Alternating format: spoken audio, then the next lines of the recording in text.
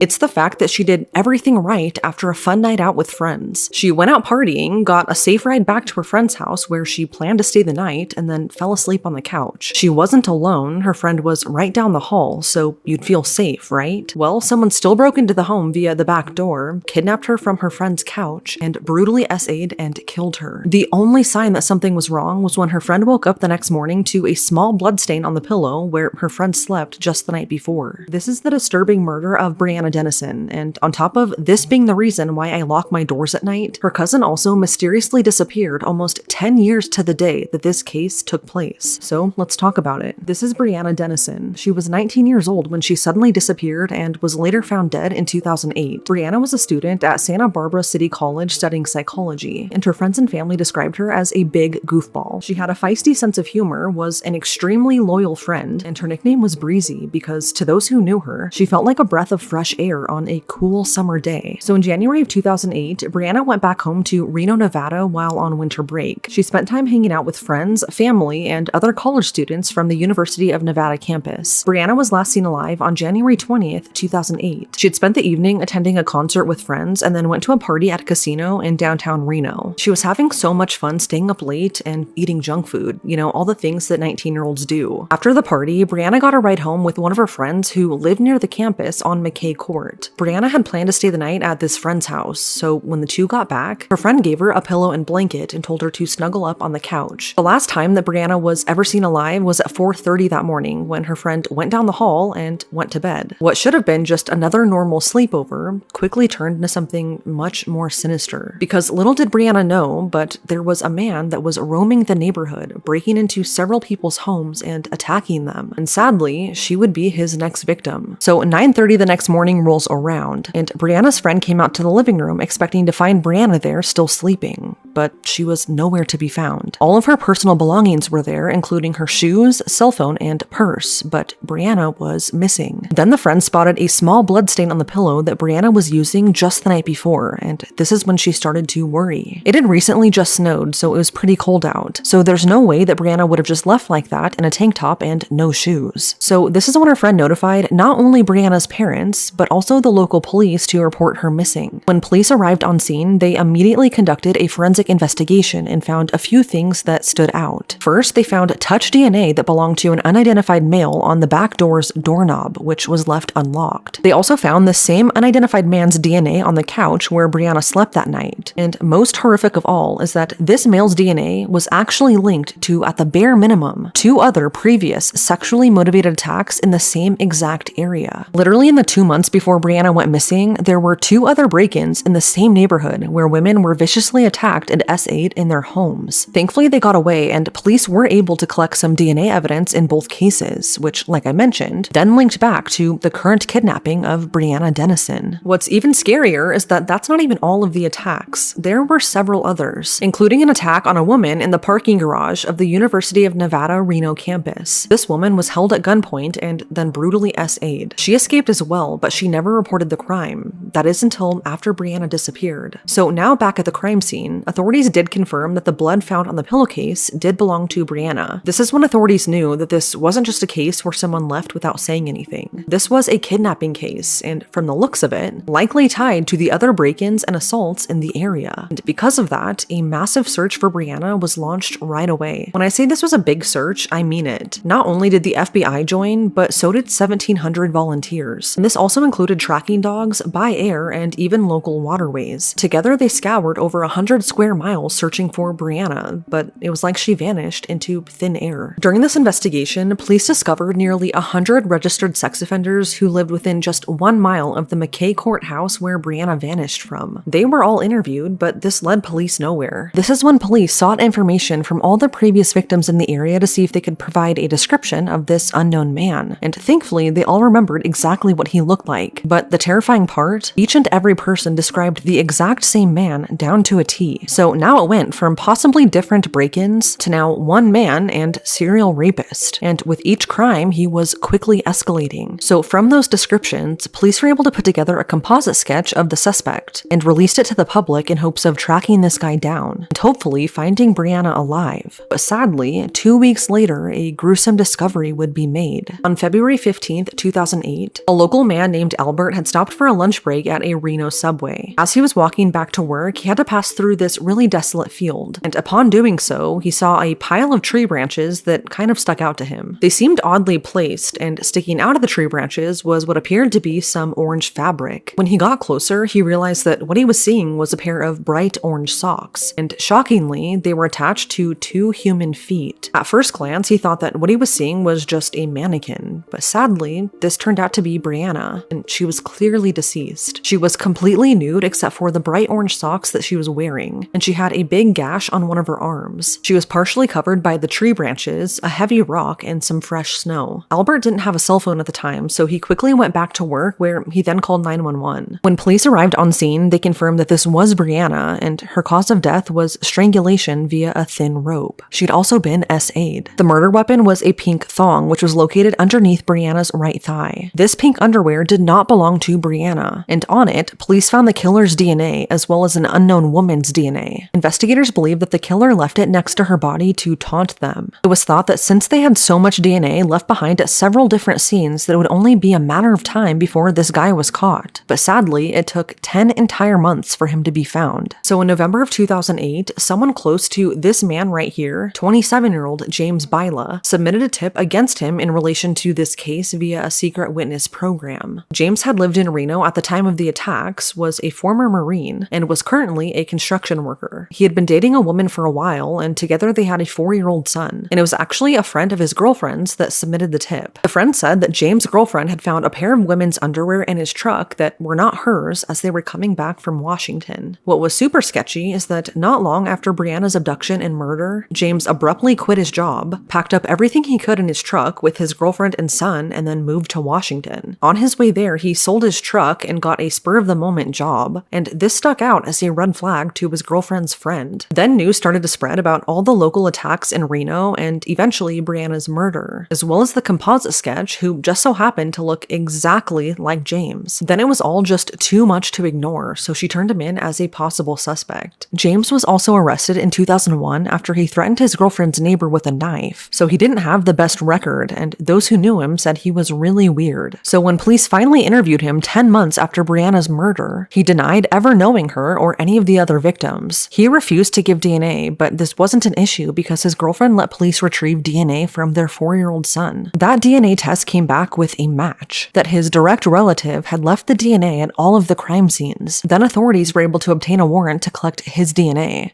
And as I'm sure we can all guess, it came back as a match. James Byla was responsible for the assault, kidnapping, and murder of Brianna, as well as the many other assaults in the area. And the icing on the cake was when police tracked down his truck that he sold. The interior seats were gray fabric, and guess what was left behind on several of the victims? Gray fibers that matched his truck. So because of this, James was quickly arrested on charges of kidnapping, SA, and murder. And investigators made it clear that they were going for the harshest penalty possible, which was the death penalty. At the trial, his attorneys tried to get the death penalty thrown out, stating that he suffered an abusive childhood with an alcoholic father, and that before his crimes, he was a productive member of society. But thankfully, none of the jury members were having this, and he was ultimately sentenced to death. On top of this, the judge also sentenced him to an additional 4 life sentences for the other attacks that he committed. This case really affected the community and left a huge impact. I mean, all of the investigators who were assigned to this case were devastated. They referred to Brianna as